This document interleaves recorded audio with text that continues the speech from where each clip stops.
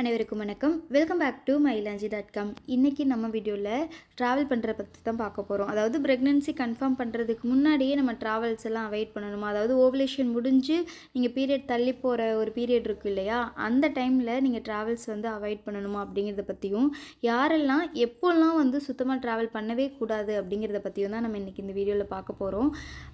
Travelling பொறுத்த வரைக்கும் என்னோட எக்ஸ்பீரியன்ஸில் சொன்னோன்னா, நான் ப்ரெக்னென்சி கன்ஃபார்ம் பண்ணதுக்கப்புறமா ஒரு 3 days மட்டும் தள்ளி போயிருந்துச்சு. அப்போ நான் ஊர்லேருந்து பொள்ளாச்சி வரைக்கும், அதுக்கப்புறம் கேரளா வரைக்குமே ட்ராவல் பண்ணேன். ஒரு டைம் 2 டைம் 2 monthsக்குள்ளேயே ட்ராவல் பண்ணுற மாதிரி இருந்துச்சு. அந்த டைமில் எனக்கு அந்த மாதம் ஒரு 3வது மாதத்துக்கு அப்புறமாவே அந்த பேபி அபார்ட் ஆகிற மாதிரி தான் ஆச்சு. ட்ராவல் பண்ணினதுனால தான் அப்படிங்கிற மாதிரி நான் சொல்ல மாட்டேன். இருந்தாலும் அந்த டைமில் ரொம்ப வீக்காக இருக்கீங்க, உங்களுடைய பாடி கண்டிஷன் ரொம்ப வீக்காக இருக்குது, ஆல்ரெடி உங்களுக்கு அபார்ஷன் ஆகிருக்குது, அதுக்கப்புறம் டாக்டர் இது பண்ணக்கூடாது அப்படின்னு சொல்லியிருக்காங்க, ட்ராவல் பண்ணவே கூடாது அப்படின்னு சொல்லியிருக்காங்கன்னா கண்டிப்பாக நீங்கள் அவாய்ட் பண்ணி தான் ஆகணும். லாங் ட்ராவலை கண்டிப்பாக அவாய்ட் பண்ணி தான் ஆகணும். உங்களுக்கு ஒரு 3 month வரைக்கும் நீங்கள் இந்த மாதிரி உங்களுக்கு ஆல்ரெடி இந்த மாதிரிலாம் ஆயிருக்குது அப்படிங்கிற பட்சத்தில் அவாய்ட் பண்ணி தான் ஆகணும். நீங்கள் ஹெல்த்தியாக இல்லை அப்படின்னாலும் அவாய்ட் பண்ணி தான் ஆகணும்.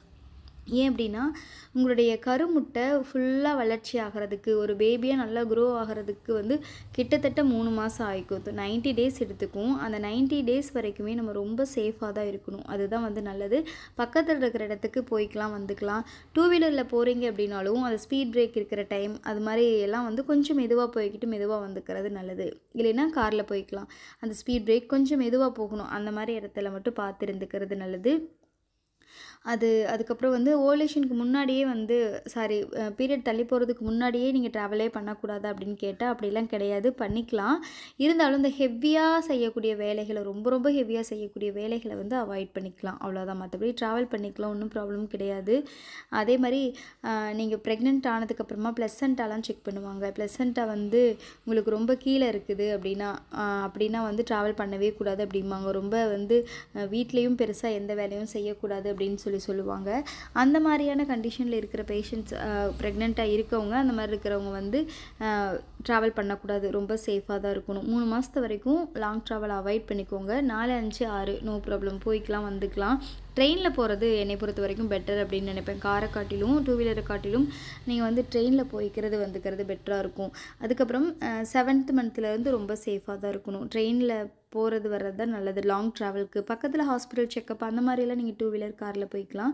பட் லாங்காக எங்கேயாச்சும் போகணும், கண்டிப்பாக போயே ஆகணும் அப்படின்னா மட்டும் ட்ரெயினில் போய்க்கிறது நல்லது. ட்ராவலிங் பொறுத்த வரைக்கும் இவ்வளோ தான். ஏன்னா உங்களுக்கு அதிகமாக வாமிட் வரலாம், இம்யூனிட்டி பவர் கம்மியாக இருக்கும் அந்த ப்ரெக்னென்சி டைமில். ஸோ இன்ஃபெக்ஷன், ஃபீவர் வரலாம், இந்த மாதிரி நிறைய ப்ராப்ளம்ஸ் இருக்குது. அதனால தான் சொல்கிறது, ஹெல்த்தியாக இருங்க.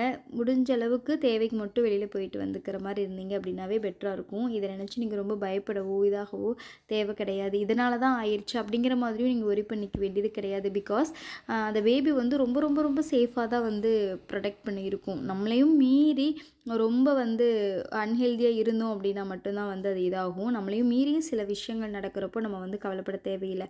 ஆல்ரெடி உங்களுக்கு ட்ராவல் பண்ணி அந்த மாதிரி ஆயிருக்குது அப்படின்னு நீங்கள் ஒரு கில்ட்டி ஃபீலில் இருந்தீங்க அப்படின்னாலும் அப்படியெல்லாம் இருக்கணும் அப்படிங்கிறது கிடையாது. நமக்கு கிடைக்கணும் அப்படின்னா கண்டிப்பாக நமக்கு கிடைச்சே தான் ஆகும். நீங்கள் ஃபீல் பண்ணிக்க வேண்டாம்.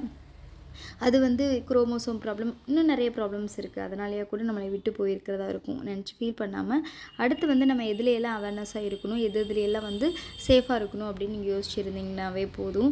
ஸோ ப்ரெக்னென்சி கன்ஃபார்ம் பண்ணுறதுக்கு முன்னாடி ரொம்ப ரொம்ப முக்கியமானதை மட்டும் போய்கிட்டு முக்கியம் இல்லாத போக தேவையில்லை அப்படிங்கிறத அவாய்ட் பண்ணிக்கிறது நல்லது. வீடியோ யூஸ்ஃபுல்லாக இருக்கும் அப்படின்னு நினைக்கிறேன். mailanji.com சேனலை சப்ஸ்கிரைப் பண்ணி சப்போர்ட் பண்ணுங்கள். தேங்க்யூ.